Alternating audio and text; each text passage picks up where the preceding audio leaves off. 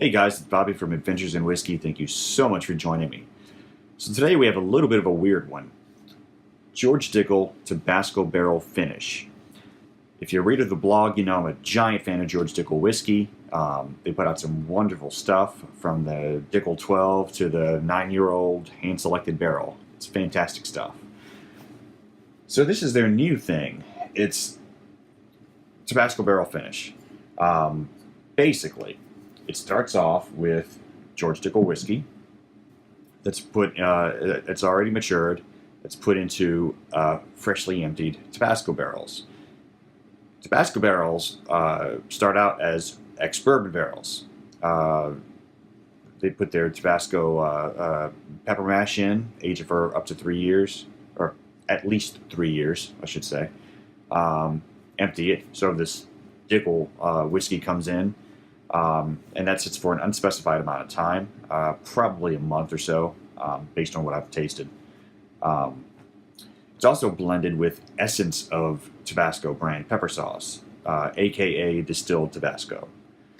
So it sits somewhere between a flavored whiskey, because they're adding something to it, and a barrel finished whiskey, which one could argue is a flavored whiskey in and of itself.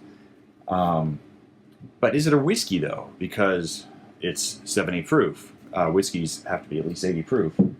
That's a good question.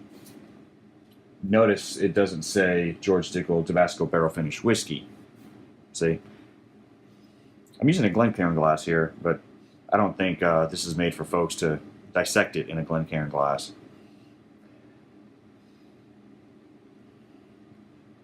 Right off the nose, those lovely Tabasco notes come out. I love Tabasco. It's always in my pantry. It's always been on my table since I was a kid. My dad loved this stuff. So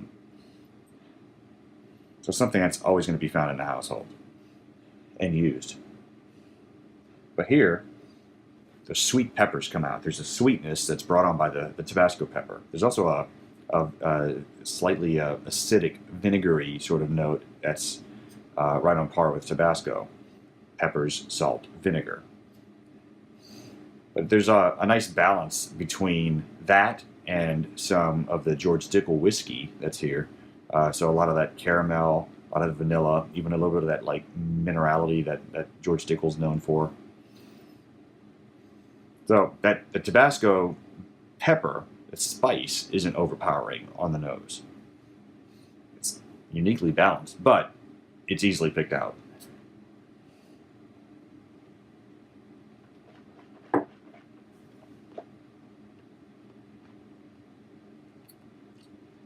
Oh, that's nice.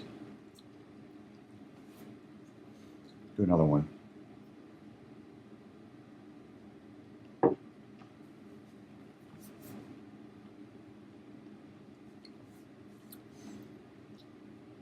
It's a lot sweeter than I expected it to be. And again, the sweetness is sort of brought upon by those peppers, and it's also brought upon by the caramel notes of the whiskey. There's a nice spice that sort of ramps up. The finish is very spicy, but not like drinking a teaspoon of Tabasco by itself. Not like that.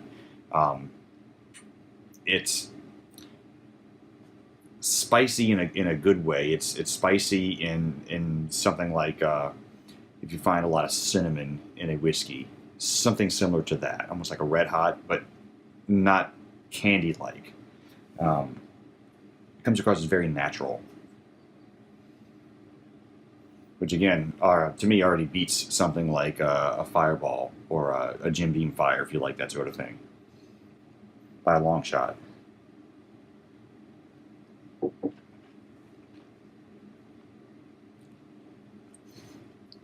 So it's almost everything you expect a whiskey finished in a Tabasco barrel, but it's sweeter than you'd think, and not as spicy, not as peppery so much until you get to the finish, and it sort of ramps up a bit, like I said. I think a bottle of this is about 22, 23 bucks. if you like Tabasco and you want to try something interesting, would make a great Bloody Mary. Could make an interesting old fashioned if you want to do something a little bit different. I'm probably not going to reach for this as a sipping whiskey every day. To me, this is good, but it's going to remain on in my mixers shelf. But nicely done by Dickel, not bad. If you've had it, comment below. Let me know what you think. If you like what you see, please subscribe. See you soon.